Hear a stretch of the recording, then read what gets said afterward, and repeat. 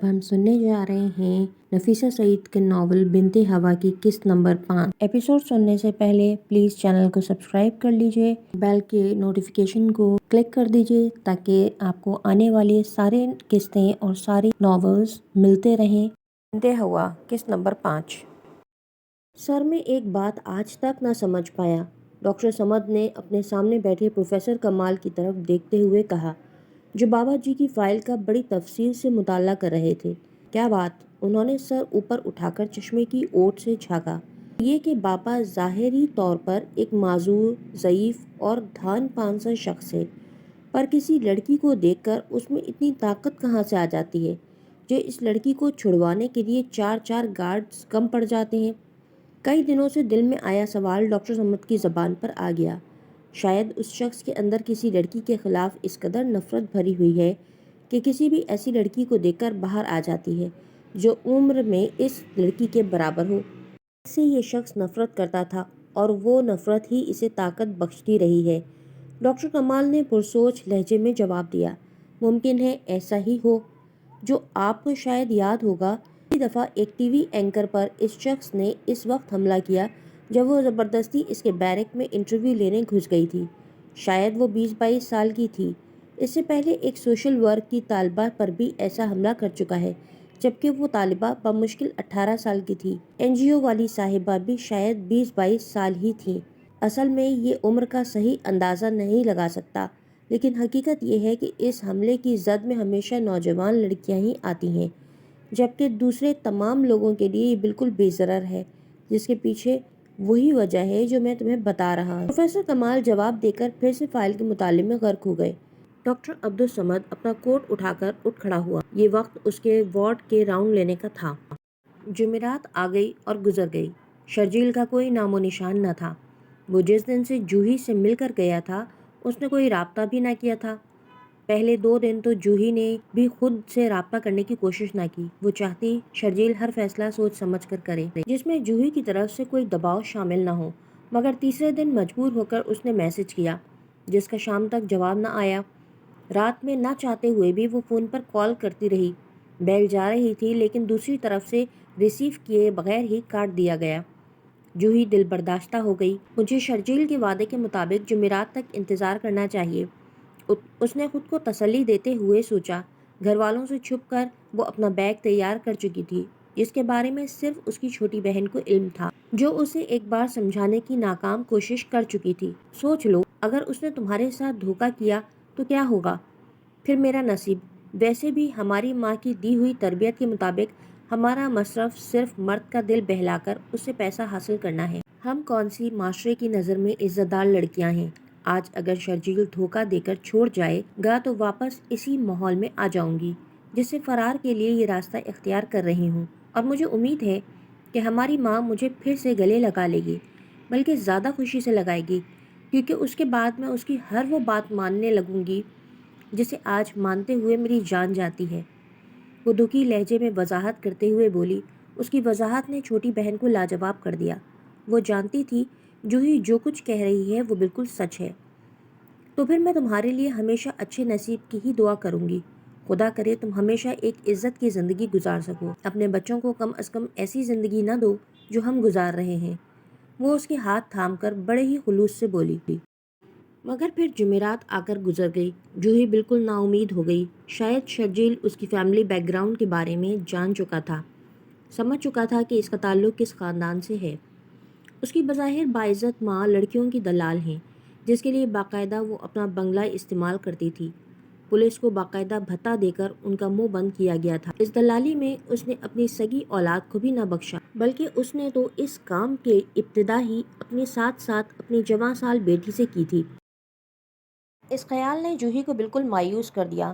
وہ دریا سے نکلی ہوئی ایک ایسی مچھلی تھی جسے واپس پانی میں جانے کے لیے ہمدرد ہاتھوں کی ضرورت تھی، لیکن ابھی شاید اس کے نصیب میں دریا کا پانی نہ تھا۔ جمعرات کے بعد آنے والا ہر دن جوہی کو مایوسی کے گھٹا ٹوپ اندھیرے کی طرف دھکیل رہا تھا۔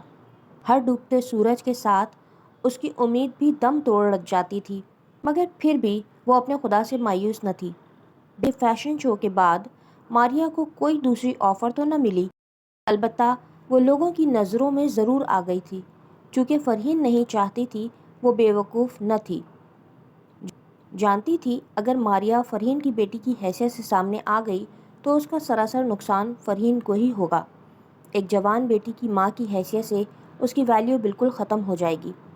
اگر ماریا کو ماڈلنگ کے مزید آفر ملے تو مجھے کوئی اعتراض نہیں ہے، لیکن اس سے جو امید کرنل صاحب لگائے بیٹھے ہیں وہ تقریباً ناممکن ہے، اس لیے تم انہیں اس سلسلے میں صاف انکار کر دو۔ وہ نشا کو صاف لفظوں میں اپنا انکار سنا کر بالکل مطمئن ہو گئی۔ وہ خود تو غیر مردوں سے تعلقات استوار کر سکتی تھی، مگر ماریا کے سلسلے میں ابھی وہ اتنا بڑا رسک لینے کی پوزیشن میں نہ تھی۔ جو بھی تھا، غلام حسین کا تھوڑا بہت خوف اسے اپنے اس امر سے باز رکھنے کا سبب بن رہا تھا، اس لیے آس پاس کے بے ضرر لڑکوں سے ہی ماریا کا افیئر تھا، جس کے نتیجے میں ان کی کافی ضروریات پوری ہو جاتی تھیں، اور ان باتوں سے ماریا کی ذات کو بھی کوئی نقصان پہنچنے کا خطرہ نہ تھا۔ ویسے بھی ابھی وہ خود اس قابل تھی ملک اور خان جیسے لوگوں کو اپنی انگلیوں پر نچا کر اپنے نفس کی خواہشات کے ساتھ ساتھ اپنی ضروریات بھی پوری کر سکے۔ میں نے تمہارے اکاؤنٹ میں رقم جمع کرا دی ہے، میرا خیال ہے تم حرم کے ٹیسٹ بآسانی کروا سکو گے، پھر بھی اگر کم ہو تو بتا دینا، میں 1 ہفتے تک کراچی کا چکر لگاؤں گی، جو رقم کم ہوئی وہ تمہیں پہنچا دوں گی۔ اس کی آج یورپ کی فلائٹ تھی۔ صبح ہی اسے نوفل نے فون کر کے بتا دیا تھا کہ حرم کے کچھ ضروری ٹیسٹ ہونے ہیں، جس کے لیے ایک خطیر رقم درکار ہے۔ نوفل کے فون کے بعد اس نے فوراً بینک فون کیا اور مطلوبہ رقم نوفل کے اکاؤنٹ میں منتقل کروا دی۔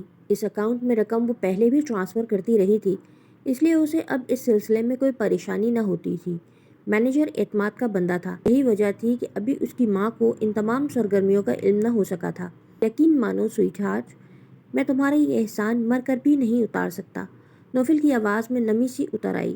اس کے لفظ سویٹ ہارٹ نے میلوں دور بیٹھی اس لڑکی کے دل کی دھڑکنوں کو درہم برہم کر دیا، جو نوفل کی محبت میں غرق اپنا سب کچھ مٹانے کو تیار تھی۔ یہ معمولی رقم اس کے نزدیک کوئی اہمیت ہی نہ رکھتی تھی۔ تم کیا جانو نوفل، احسان تو تم نے مجھ پر کیا ہے۔ ایک تہی دامن لڑکی کو اپنی محبت کا اعتماد بخش کر اس نے دل میں یہ سوچا۔ ضرور، لیکن جب بولی تو الفاظ بدل چکے تھے۔ تمہیں میرا احسان اتارنے کی ضرورت بھی نہیں ہے، کیونکہ یہ کوئی احسان نہیں ہے، بلکہ وہ محبت ہے جو میں تم سے اور حرم سے کرتی ہوں۔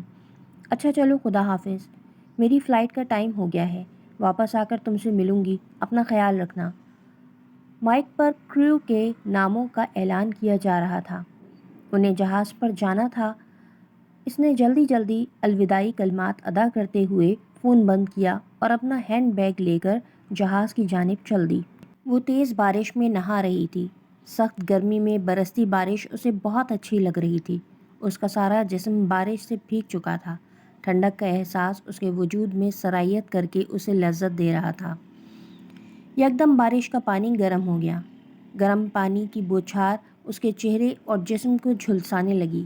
ایسا محسوس ہوا جیسے بارش کی جگہ تیزاب اس کے جسم پر ڈالا جا رہا ہو۔ وہ گھبرا اٹھی۔ اس نے اندر کی سمت بھاگنا چاہا، لیکن سامنے چھائے اندھیرے میں اسے راستہ ہی سجائی نہ دیا۔ خوف کے عالم میں اس کے حلق سے تیز چیخ برآمد ہوئی۔ اس چیخ کے ساتھ ہی وہ اٹھ بیٹھی۔ کمرے میں مکمل طور پر تاریکی چھائی ہوئی، لیکن بارشوں کی تپش اسے ابھی بھی اپنے جسم پر محسوس ہو رہی تھی۔ اس کا جسم جھلس رہا تھا۔